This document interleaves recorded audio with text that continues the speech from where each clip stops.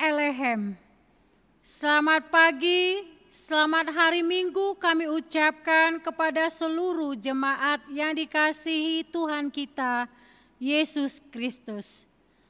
Minggu ini kita masih melaksanakan ibadah secara online sebagai upaya mendukung usaha pemerintah dalam memutus mata rantai penyebaran COVID-19.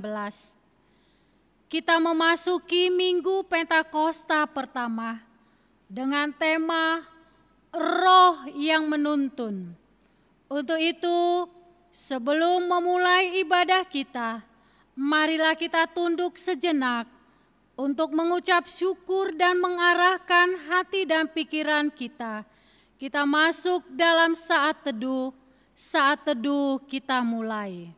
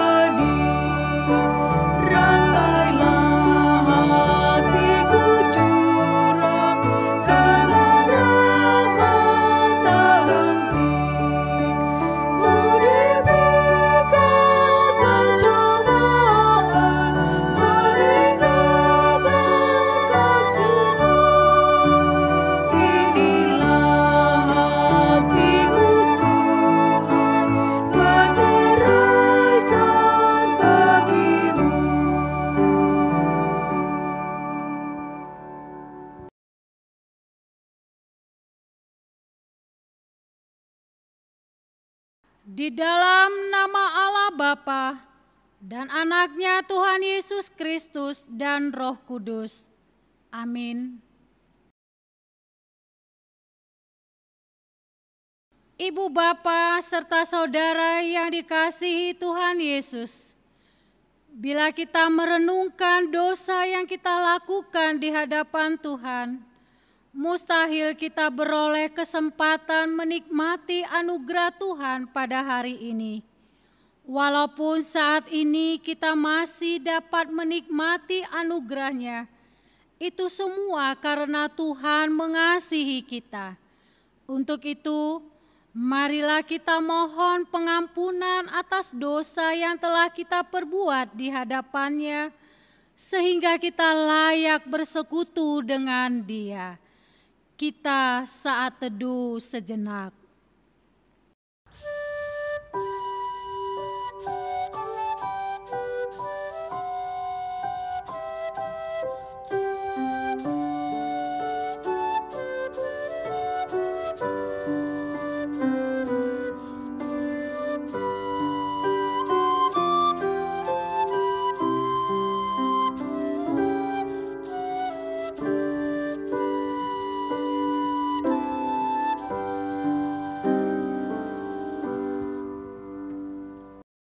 Bapa kami yang bertahta di dalam kerajaan sorga, Engkaulah Tuhan yang berkuasa mengampuni segala dosa umat manusia, dan pengampunan-Mu telah Engkau nyatakan melalui Yesus Kristus, Anak-Mu yang tunggal Tuhan kami.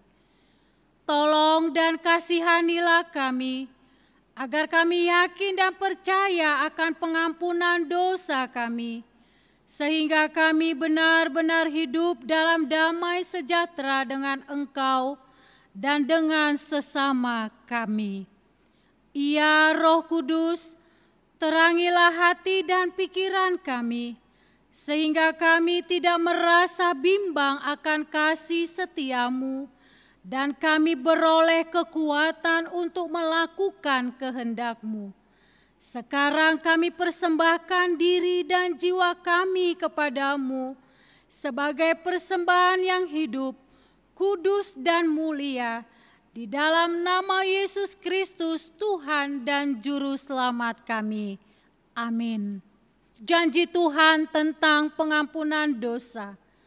Marilah kepadaku semua yang letih, lesu dan berbeban berat.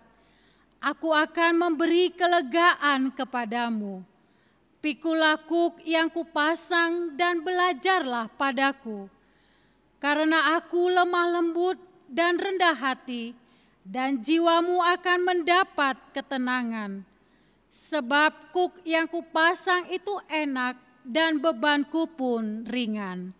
Segala kemuliaan bagi Allah di tempat yang maha tinggi. Amin.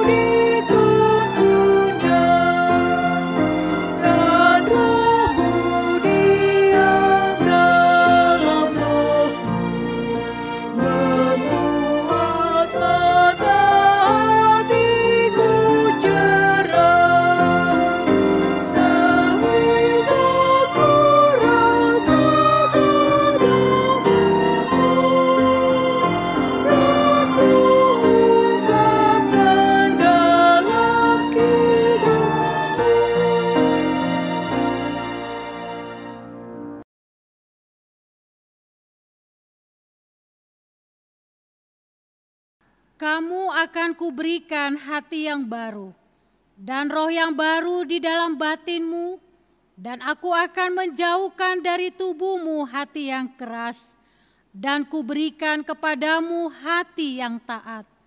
Rohku akan kuberikan diam di dalam batinmu, dan aku akan membuat kamu hidup menurut segala ketetapanku, dan tetap berpegang pada peraturan-peraturanku dan melakukannya. Demikianlah firman Tuhan. Tuhan, kasihanilah kami. Kristus, kasihanilah kami. Tuhan, kasihanilah kami. Kemuliaan bagi Tuhan di tempat yang maha tinggi. Tuhan besertamu. Marilah kita berdoa. Ya Tuhan Allah Bapa kami yang Maha Kudus, Engkau telah mengajar dan membimbing kami dengan firman-Mu yang kudus, supaya kami membuka hati kami untuk menyambut Roh Kudus-Mu menjadi pembimbing dan penolong kami. Bukakanlah mata iman kami, agar kami dapat memahami rencana-Mu dalam hidup kami, dan penuh sukacita membaktikan hidup kami untuk-Mu. Kiranya Roh-Mu lah yang memimpin dan menentukan langkah-langkah hidup kami, di dalam Anak-Mu Tuhan dan Juru Selamat kami. Amin.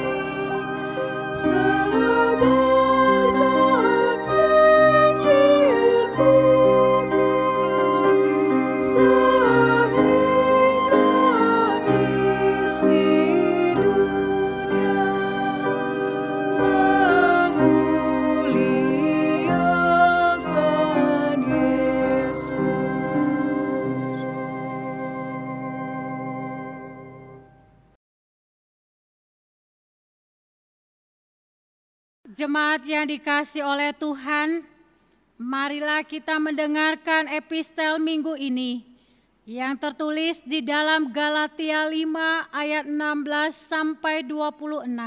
Demikian firman Tuhan. Hidup menurut daging atau roh. Maksudku ialah, hiduplah oleh roh, maka kamu tidak akan menuruti keinginan daging. Sebab keinginan daging berlawanan dengan keinginan roh, dan keinginan roh berlawanan dengan keinginan daging, karena keduanya bertentangan. Sehingga kami setiap kali tidak melakukan apa yang kamu kehendaki. Akan tetapi jikalau kamu memberi dirimu dipimpin oleh roh, maka kamu tidak hidup di bawah hukum Taurat. Perbuatan daging telah nyata, yaitu percabulan, kecemaran, hawa nafsu, penyembahan berhala, sihir, perseteruan, perselisihan, iri hati, amarah, kepentingan diri sendiri, percideraan, roh pemecah, kedengkian, kemabukan, pesta pora, dan sebagainya. Terhadap semuanya itu kuperingatkan kamu, seperti yang telah kubuat dahulu, bahwa barang siapa melakukan hal-hal yang demikian, ia tidak akan mendapat bagian dalam kerajaan Allah.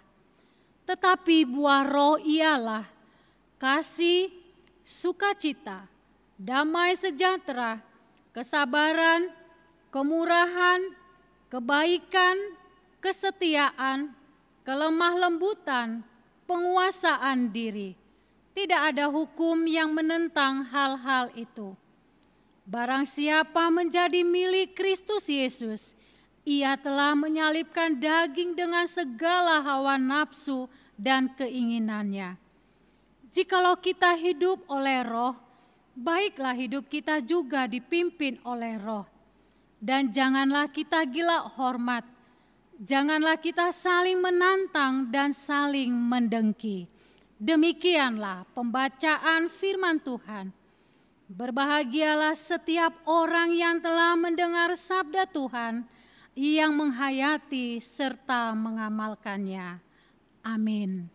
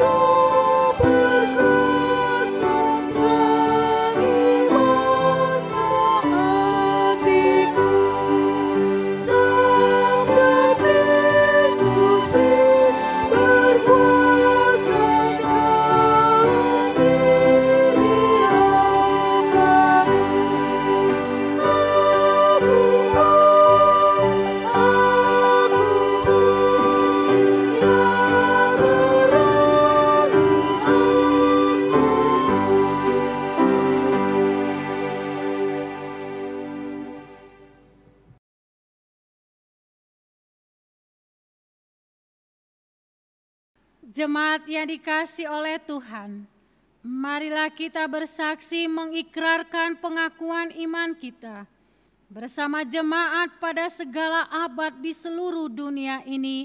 Kita mulai. Aku percaya kepada Allah, Bapa yang Maha Kuasa, Khalik langit dan bumi.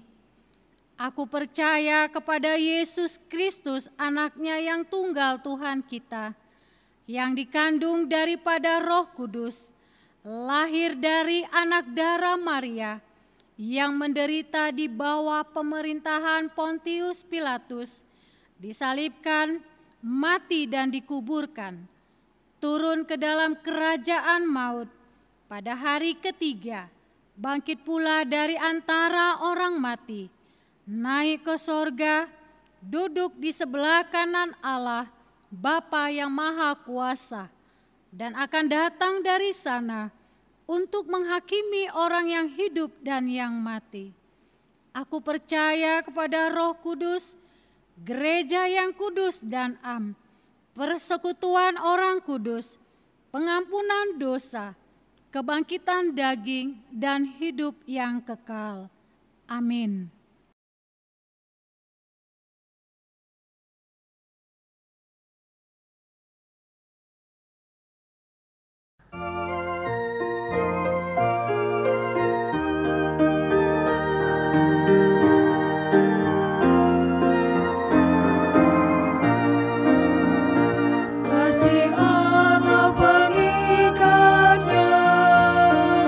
Bagi kita umatnya,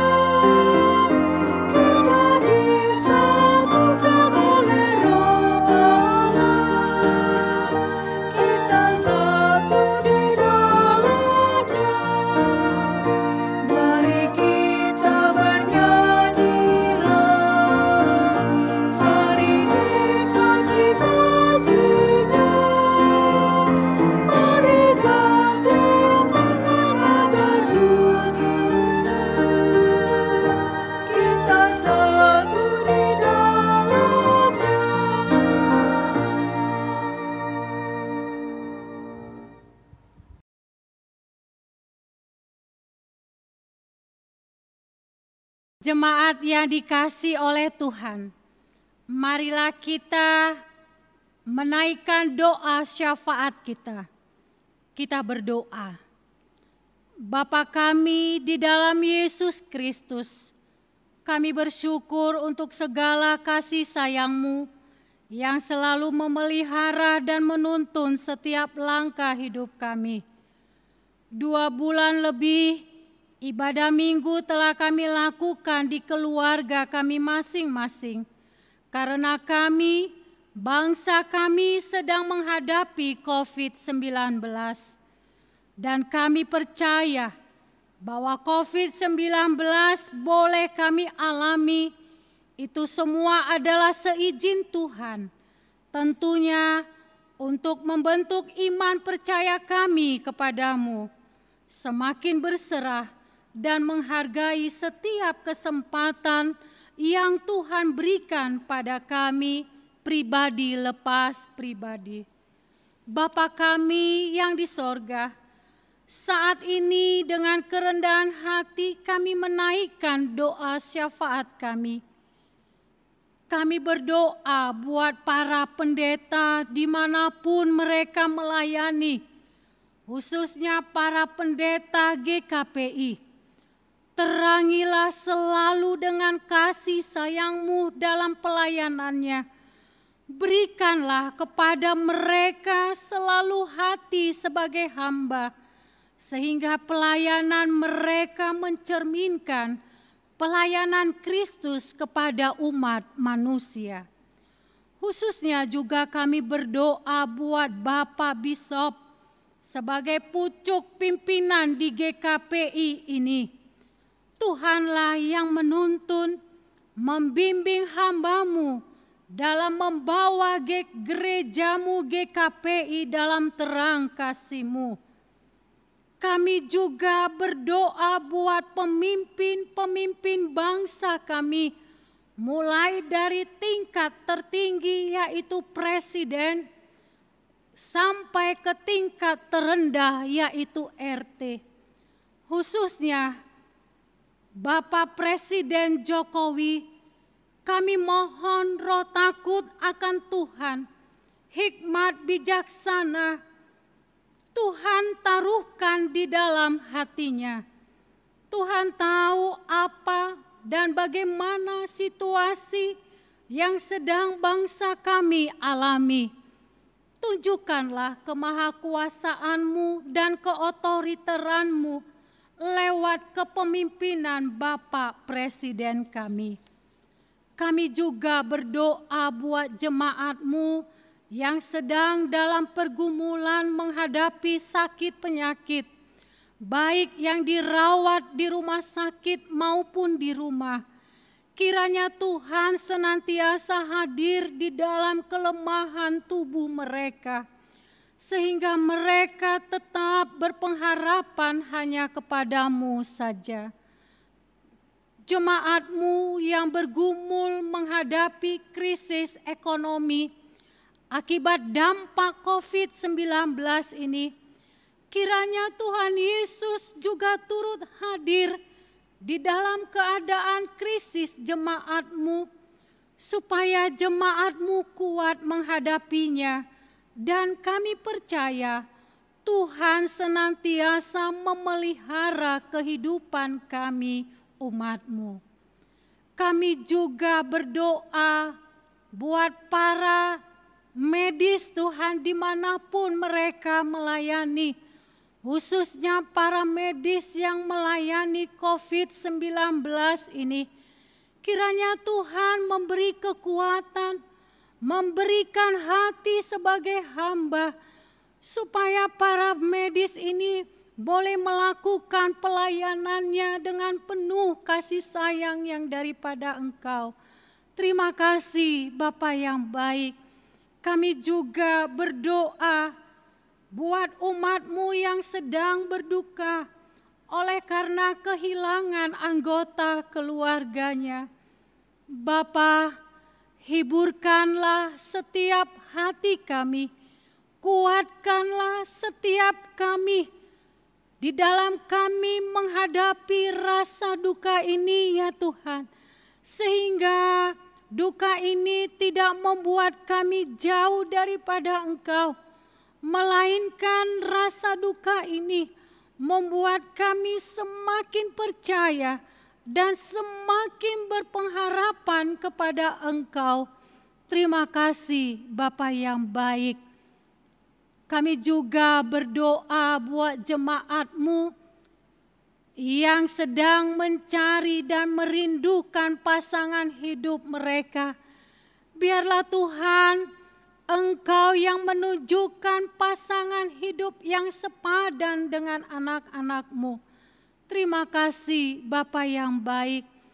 Kami juga berdoa buat anak-anak kami, mulai dari sekolah PAUD, SD, SMP, SMA, bahkan sampai perguruan tinggi, yang saat ini mereka sedang belajar di rumah oleh karena COVID-19 ini.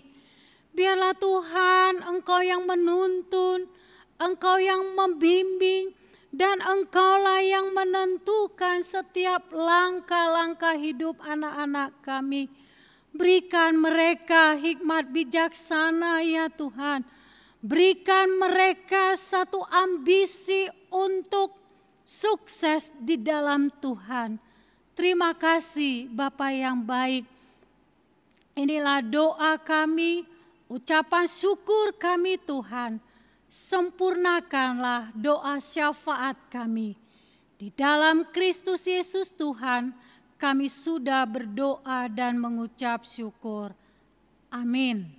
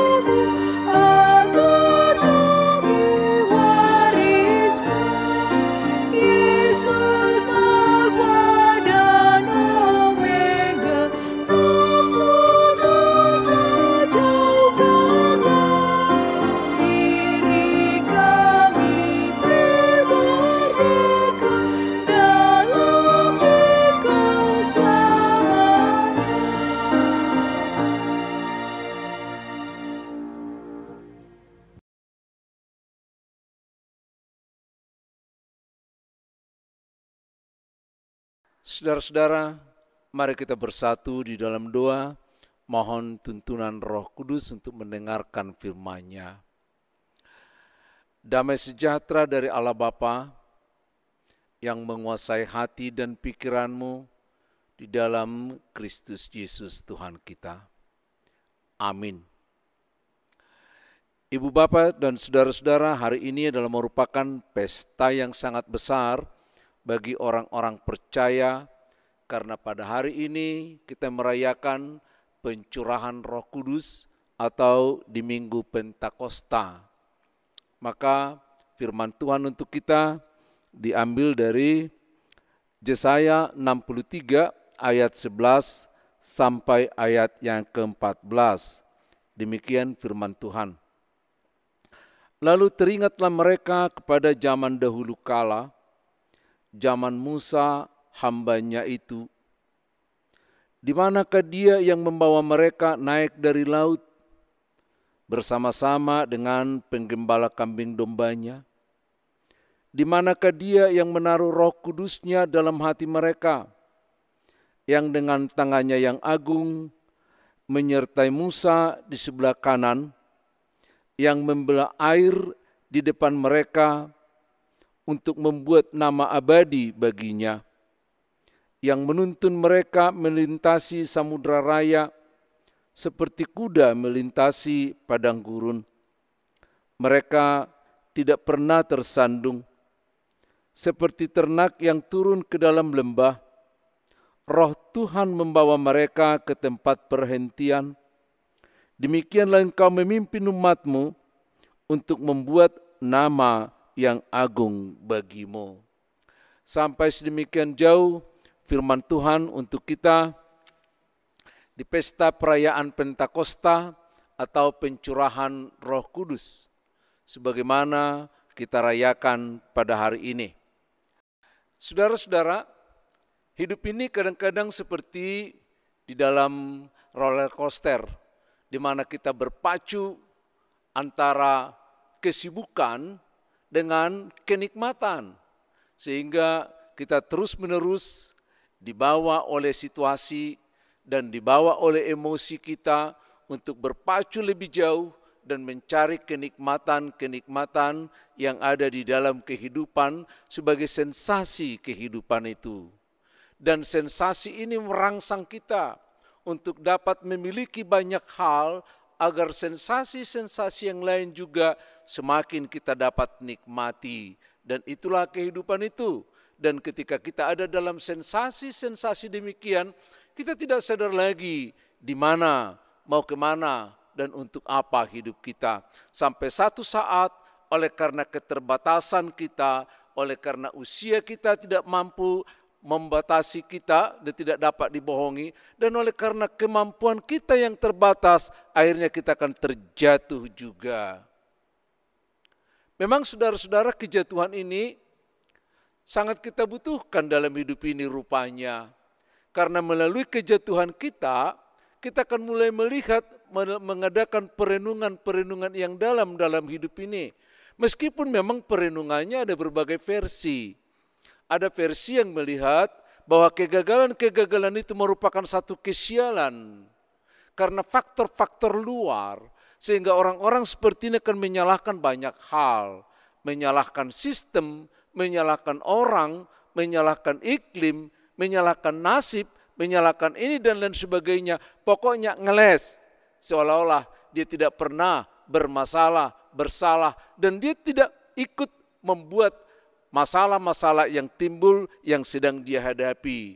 Maka dia membangun persepsi kalau dia adalah manusia paling hebat, paling ampuh, dan juga mampu mengatasi segalanya. Tapi ada juga orang yang membawa perenungan yang lebih dalam.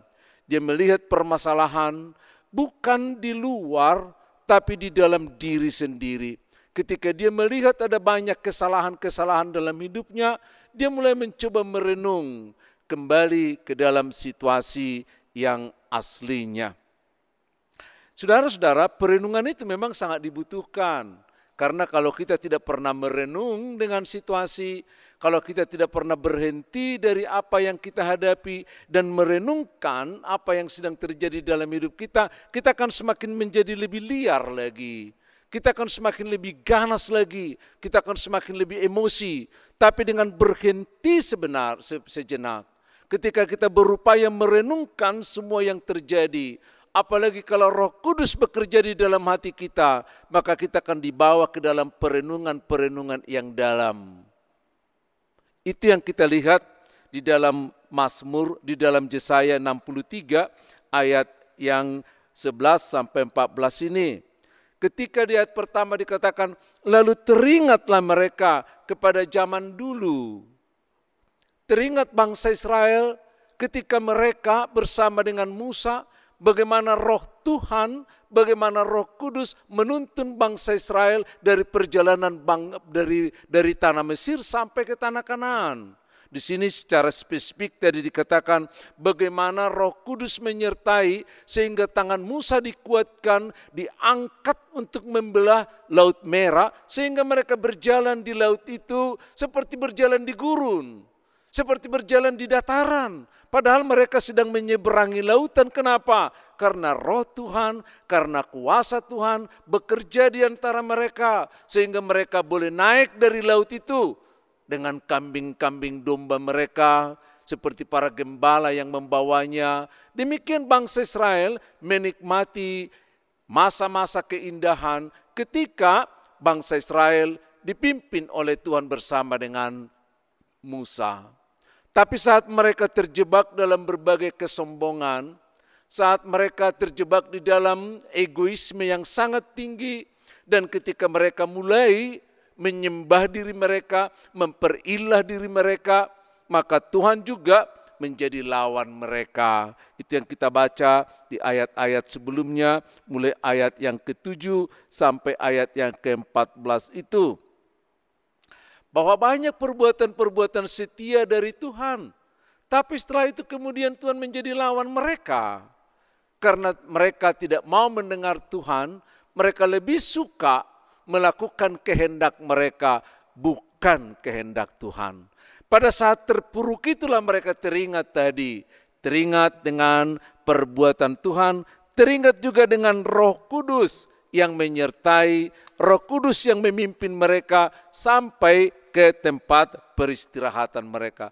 Saudara-saudara, melalui teks kita hari ini diingatkan bahwa bangsa Israel juga rupanya dulu telah menyadari kehadiran Roh Kudus di tengah-tengah bangsa itu. Bukan hanya menyadari kehadiran Allah bersama dengan Musa sebagai hambanya, tapi mereka juga merasakan bahwa di dalam Musa yang memimpin Musa ada Roh Allah, ada Roh Kudus yang menyertai mereka.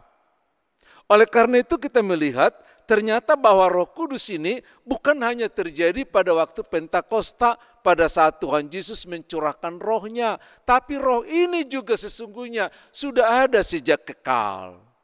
Sama seperti Allah Bapa yang sudah ada sejak kekal, sebagaimana dia menyatakan diri kepada Musa, karena satu-satunya yang pernah berbicara dan bertanya tentang namanya adalah Musa.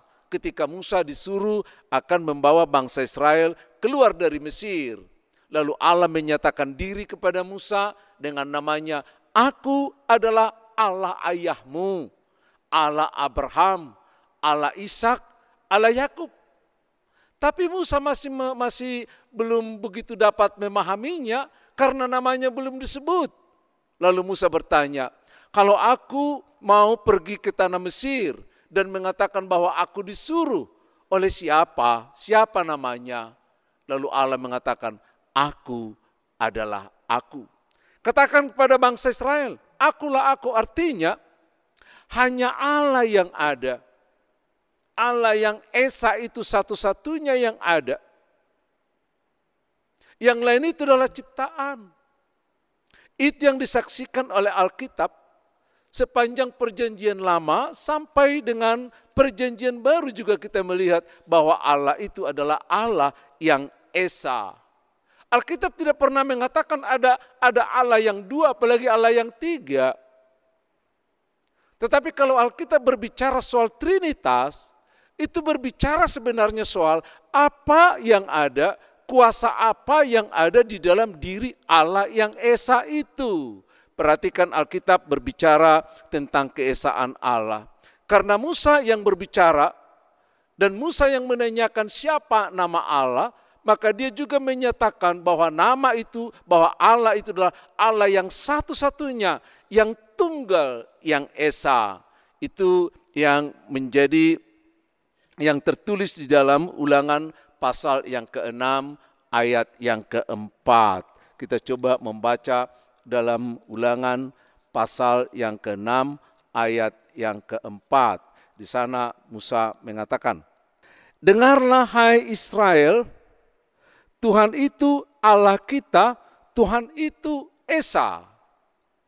Jadi Alkitab mengatakan bahwa Allah, Tuhan kita itu adalah Esa. Bukan tiga seperti tuduhan orang.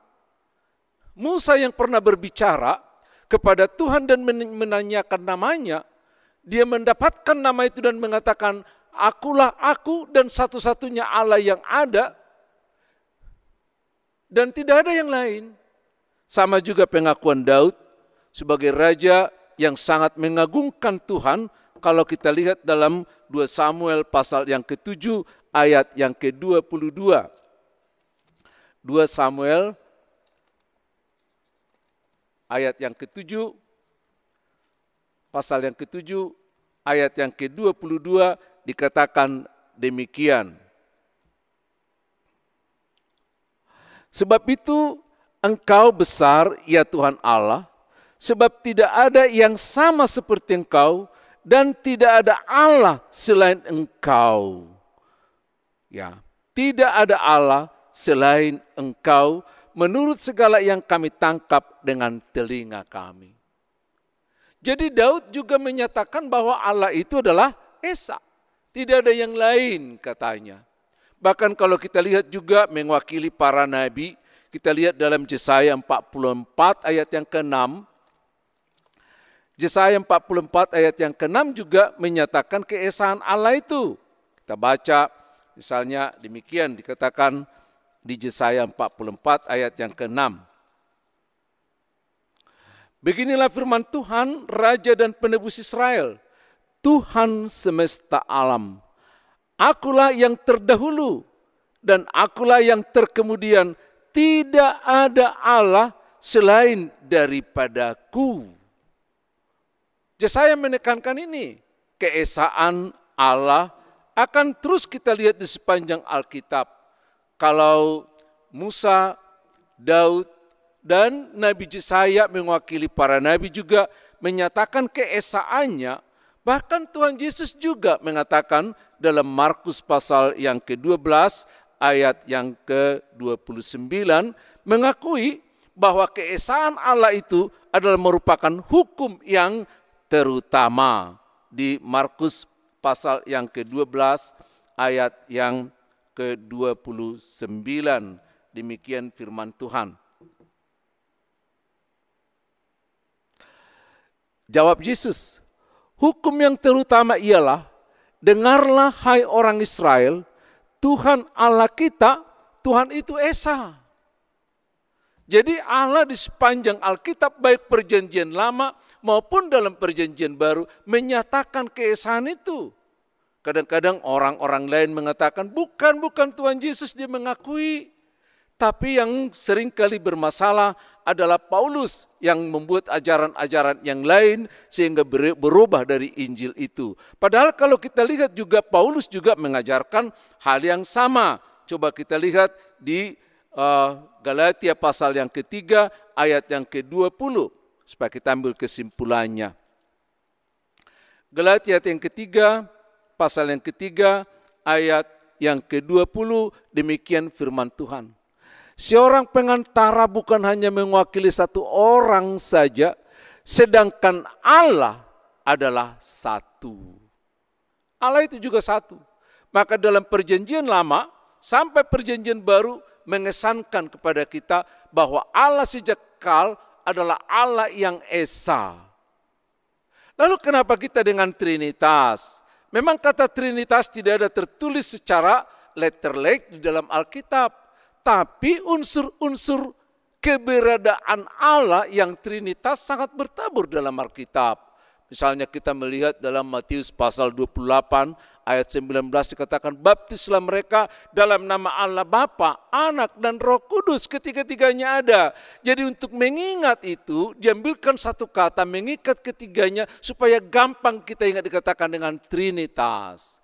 Karena di dalam diri Allah yang Esa itu ada firman yang hidup dan firman itu juga dikatakan sebagai anak Allah, disebut ya. Jadi di dalam Allah yang Esa, di dalam Allah yang sejak kekal ada di dalam dirinya juga anak tunggal Allah yang datang ke tengah-tengah dunia ini. Misalnya kita lihat di Yohanes 1 ayat yang ke-18. Ada di Yohanes pasal pertama ayat yang ke-18, demikian firman Tuhan. Tidak seorang pun yang pernah melihat Allah, tetapi anak tunggal Allah yang ada di pangkuan Bapa, dialah yang menyatakannya. Ya, dia menyatakannya bahwa anak tunggal Allah yang ada di pangkuan Bapa itu sudah lama ada, dan dia menyatakan dia datang dari sana dan mengakui bahwa Allah itu adalah Bapanya. Saudara-saudara, kita telah melihat tadi, mendengar mulai dari Musa, Daud, Nabi Yesaya, Yesus sendiri, bahkan Paulus mengatakan bahwa Allah itu esa. Dengan demikian, jangan pernah ragu, jangan pernah khawatir bahwa Alkitab yang ada di tangan kita, yang di tanganmu sekarang itu, menyaksikan bahwa Allah itu esa. Allah itu esa. Allah itu satu, enggak ada yang lain. Kalau nanti kita akan bahas lagi lebih dalam, bukan berarti ada Allah yang lain, tapi di dalam diri Allah yang esa itu, Allah yang maha kuasa itu, ada banyak hal yang tidak dapat dipahami oleh manusia.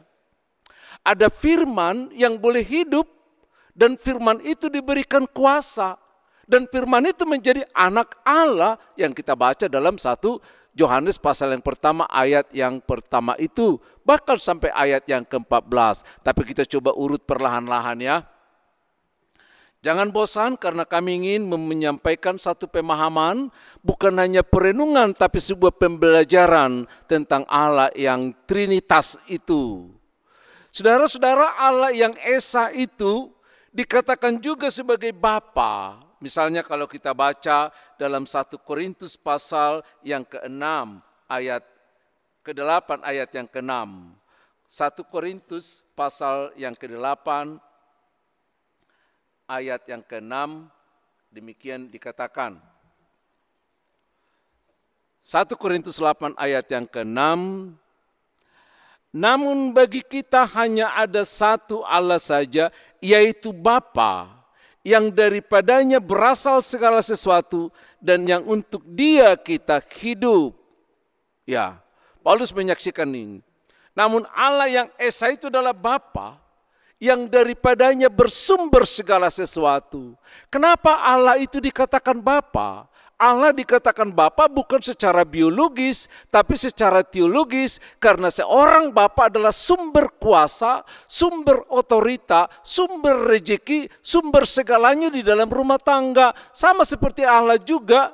Jadi dianalogikan kalau Allah yang esa itu adalah merupakan Bapa karena dari Dia bersumber segala sesuatunya.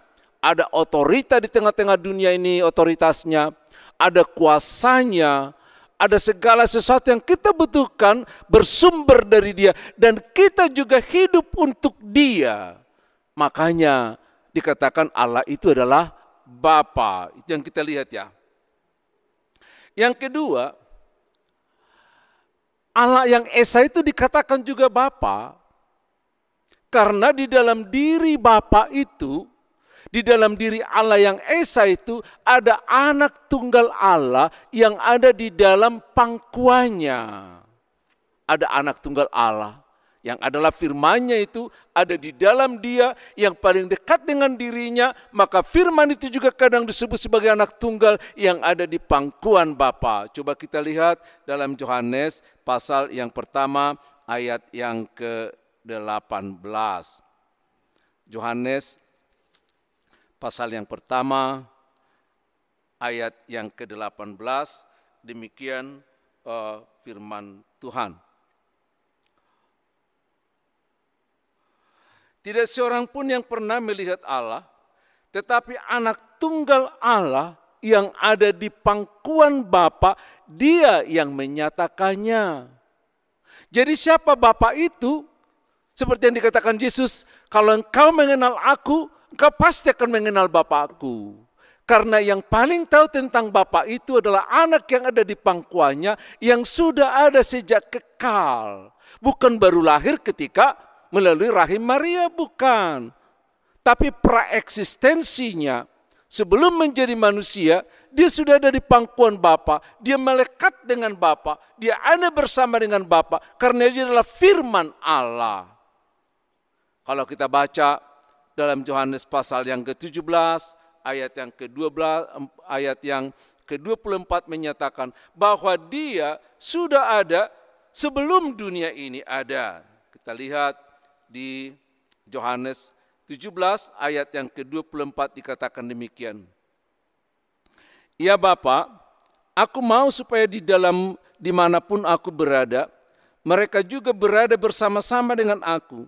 Mereka yang telah Engkau berikan kepadaku, agar mereka memandang kemuliaanku yang telah Engkau berikan kepadaku. Sebab Engkau telah mengasihi aku sebelum dunia dijadikan. Sebelum dunia dijadikan loh. Sebelum Kejadian 1 ayat 1. Pada mulanya Allah menciptakan langit dan bumi. Sebelum Allah menciptakan langit dan bumi, dia sudah ada di pangkuan Bapa, dia sudah ada di hadapan Bapa, dia sudah ada bersama-sama dengan Bapa, dan dia dikasihi oleh Bapa. Itu sebabnya dikatakan bahwa Allah itu adalah kasih. Karena di dalam dia beroperasi kasih. Coba kita lanjutkan di ayat yang kelima juga kita lihat, kita baca di sana. Oleh sebab itu ya Bapa, permuliakanlah aku padamu sendiri dengan kemuliaan yang kumiliki di hadirat-Mu sebelum dunia ada. Jadi anak tunggal Allah ini yang ada di pangkuan Bapa sudah ada sebelum segala sesuatu ada di dalam dirinya, yakni firman-Nya. Karena sejak Allah ada, sejak dari kekal, firman-Nya bersama-sama dengan dia, yang diberikan otoritas, yang ada dalam pangkuannya, yang dikasihi oleh dia, dan dimuliakan oleh Allah, dan yang keluar dari Bapa. Ia datang ke dunia ini karena dia keluar dari Bapa, keluar dari dalam diri Bapa, bukan dari samping. Jadi di dalam kemuliaan Bapa, di dalam tahta Allah tidak ada dua Tuhan, yang adalah Allah yang Esa, daripadanya keluar firman-Nya, keluar anak tunggalnya karena kasihnya akan dunia ini. Yang kita lihat dalam Yohanes pasal yang ke-8 ayat yang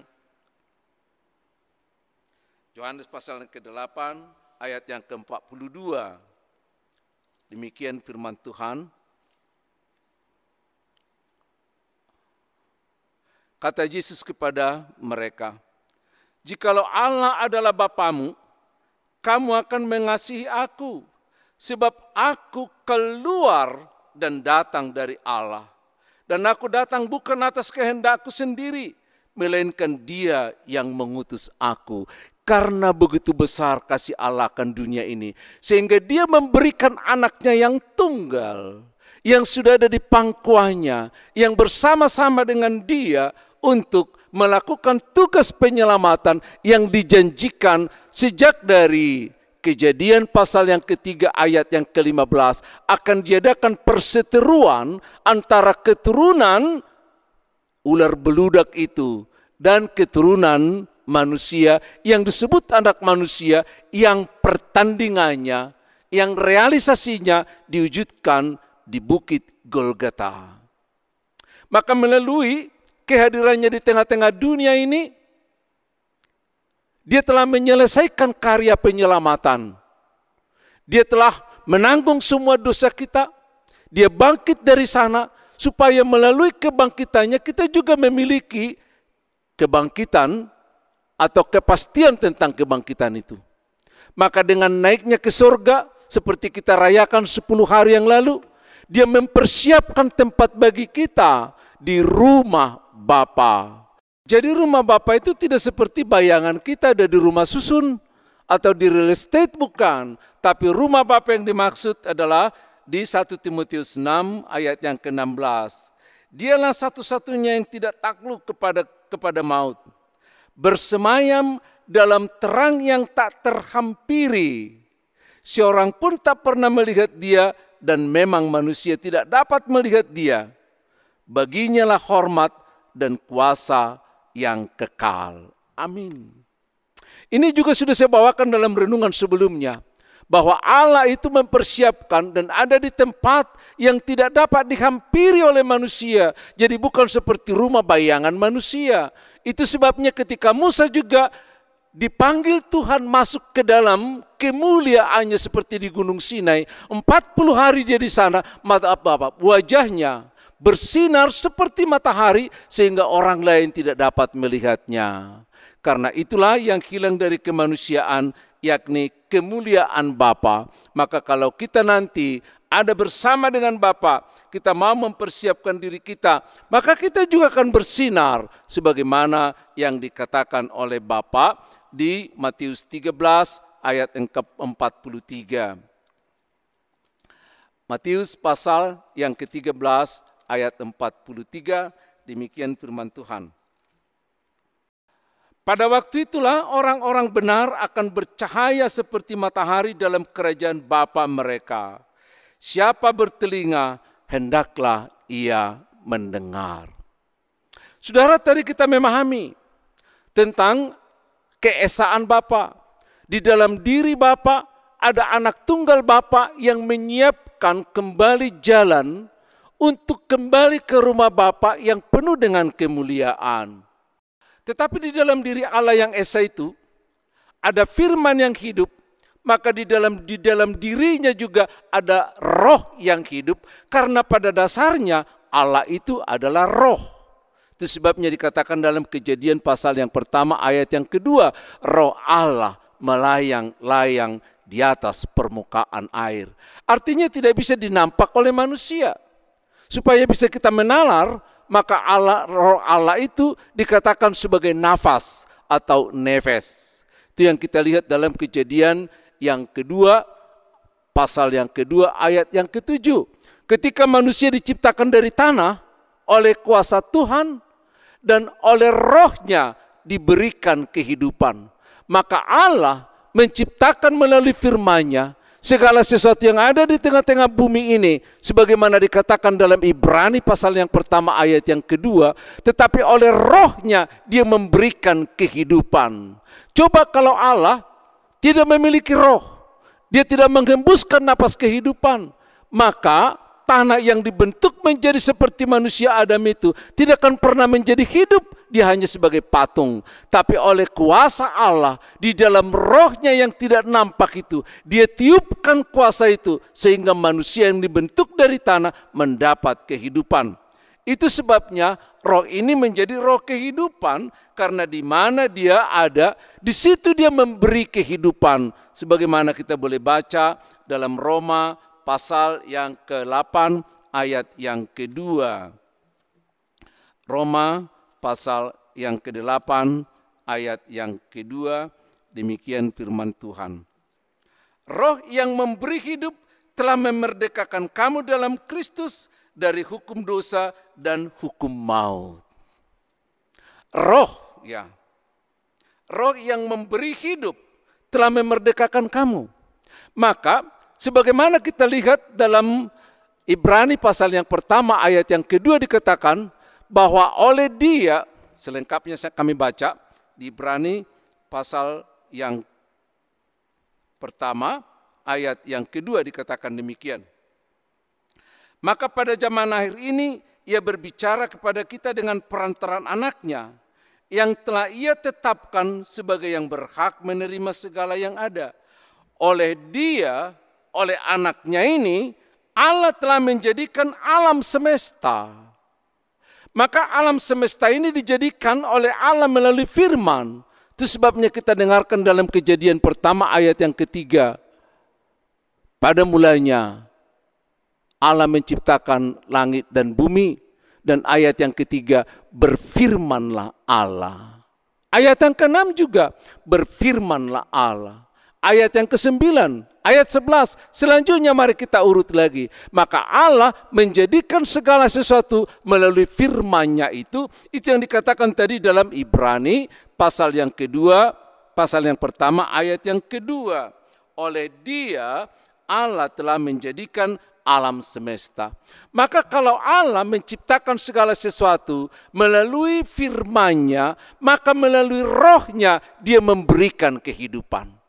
Sama seperti sekarang, Tuhan Yesus telah menciptakan karya penyelamatan. Maka karya penyelamatan ini tidak akan dapat diberitakan oleh para murid tidak dapat kita beritakan oleh orang-orang Kristen kalau Roh Kudus tidak memberikan kehidupan. Kalau Roh Kudus tidak turun ke dalam hati kita, maka bagaimana kita supaya dapat menerima kuasa Roh Kudus? Satu-satunya jalan adalah menerima Yesus Kristus sebagai firman Allah yang menjadi manusia, menerima kelahirannya sebagai wujud Allah di tengah-tengah dunia, menerima kematiannya sebagai upaya untuk menebus dosa kita, menerima kebangkitannya untuk memberikan contoh dan jaminan kalau kita juga akan dibangkitkan dari kematian dengan tubuh kita, dan dia naik ke surga untuk menyediakan tempat bagi kita. Kalau kita percaya, bukan hanya tahu ya, karena banyak orang yang tahu, agama lain juga tahu, bahkan mereka memplesetkan banyak hal. Kalau kita percaya, artinya mengutamakan, artinya memberikan itu menjadi pedoman hidup kita, maka Roh Kudus akan masuk, melancarkan, membebaskan kita, memerdekakan kita dari kebodohan, memerdekakan kita dari hukum Taurat, sehingga kita dimampukan memberitakannya, dimampukan untuk melakukannya. Kalau tema kita pada hari ini dituntun oleh Roh Kudus, maka ketika kita mulai berada di dalam kuasa Roh Kudus, maka Roh Kudus bekerja di dalam pikiran kita. Akan terlihat nanti bagaimana kuasa Roh Kudus itu membedakan dari kehidupan kita yang tidak dikuasai oleh Roh Kudus. Untuk nas pendahuluan khutbah, kita baca dalam renungan ini dari Galatia pasal yang ke-5,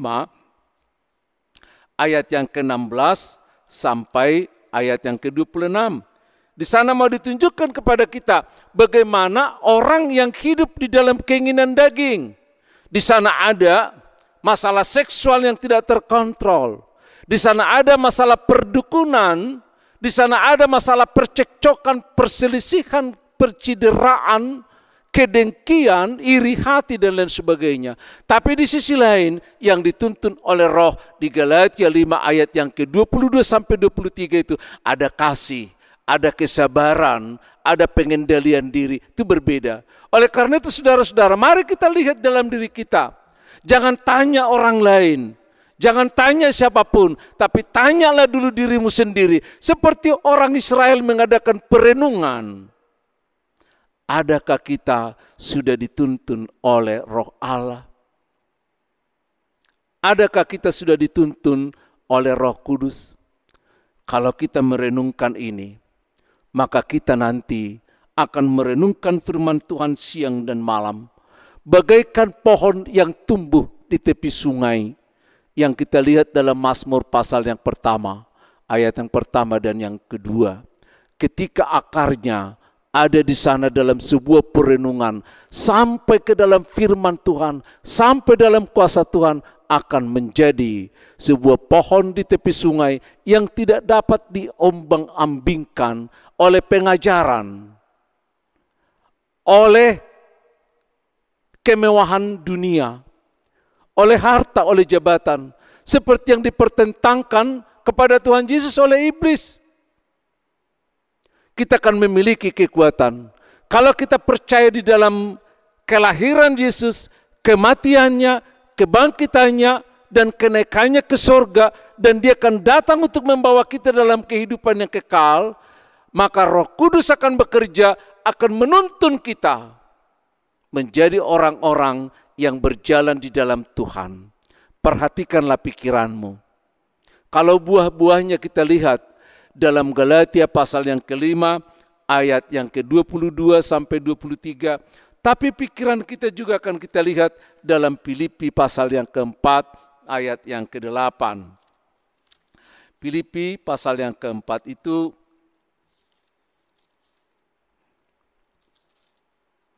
dikatakan demikian. Ayat yang ke-8.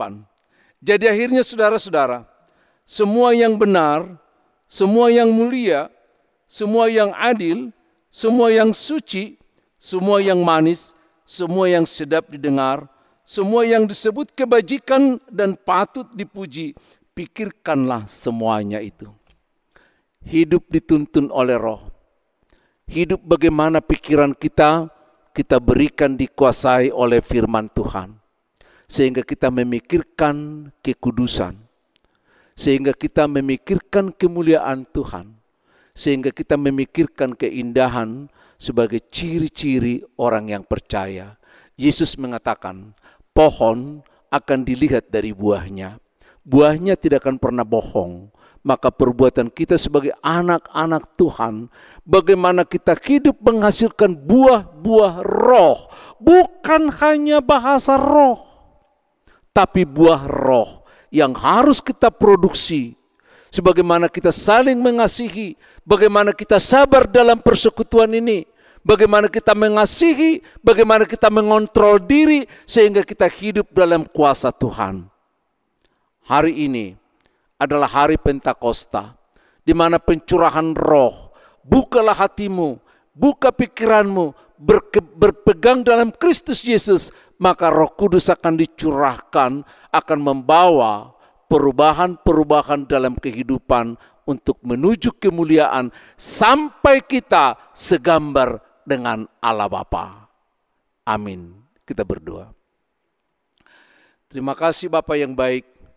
Kau boleh ingatkan kami tentang keberadaanmu, bahwa di dalam dirimu Tuhan ada roh yang hidup, memberi kami kebebasan, yang membebaskan kami dari kebodohan, memberikan kami kehidupan, sehingga kami tidak dikuasai oleh rasa takut, oleh iblis, bahkan oleh maut sekalipun. Terima kasih Roh Kudus yang bekerja menuntun kami, karena keyakinan kami akan Yesus Kristus yang akan kau saksikan dan akan kami saksikan dalam hidup ini untuk kemuliaan Allah Bapa. Dalam Yesus kami berdoa dan mengucap syukur. Amin.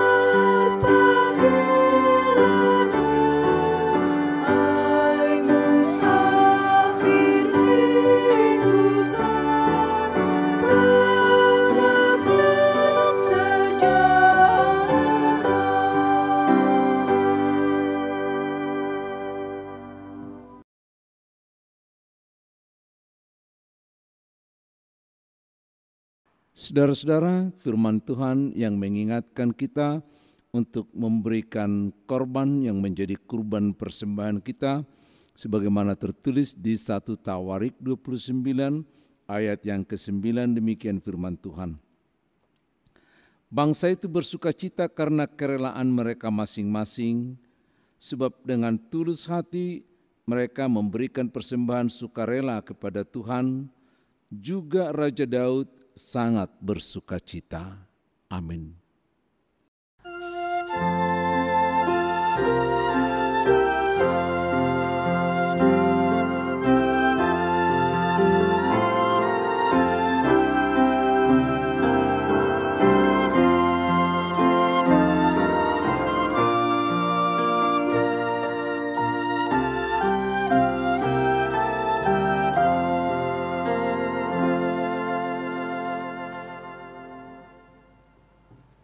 Saudara-saudara, kami undang untuk sama-sama bangkit berdiri, kita menyampaikan persembahan kita, mari kita berdoa. Ya Allah Bapa kami yang ada di surga, Engkaulah sumber segala berkat dan rahmat. Kami persembahkan di sini sebagian dari berkat yang Tuhan berikan kepada kami sebagai kurban persembahan kami kepadamu. Adapun yang kami persembahkan ini ialah yang kami terima daripadamu, karena siapakah kami sehingga dapat memberi kepadamu. Kasihanilah kami, Terimalah kurban persembahan ini menjadi dupa yang harum di hadapan-Mu. Berkati dan pelihara agar kami dapat menggunakannya untuk kejayaan kerajaan-Mu di tengah gereja-Mu di seluruh dunia. Bukalah hati kami dengan Roh-Mu yang kudus, agar kami senantiasa mengucapkan terima kasih kepadamu dalam nama Yesus Kristus Tuhan kami. Amin.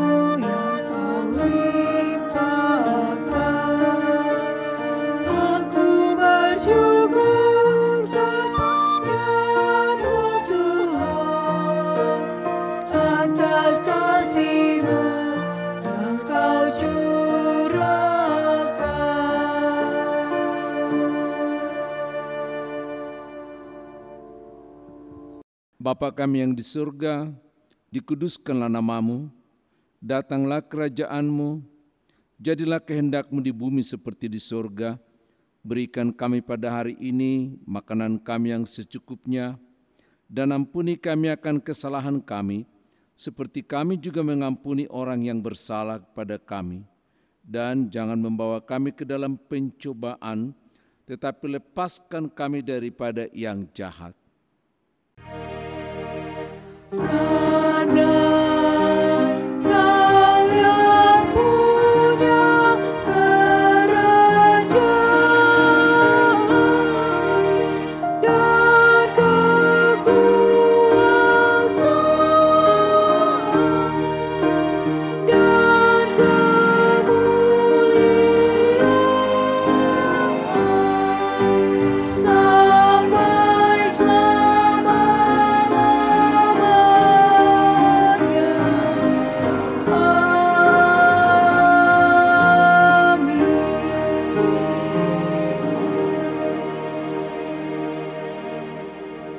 Saudara, mari kita kembali melakukan pekerjaan kita sehari-hari agar melaluinya kita menyatakan kuasa Tuhan dan kita menjadi garam dan terang. Terimalah berkat Tuhan. Tuhan memberkati dan menyertai-Mu. Tuhan menyinarkan wajah-Nya kepadamu dan memberi engkau kasih karunia. Tuhan menghadapkan wajah-Nya kepadamu dan memberi engkau damai sejahtera. Amin.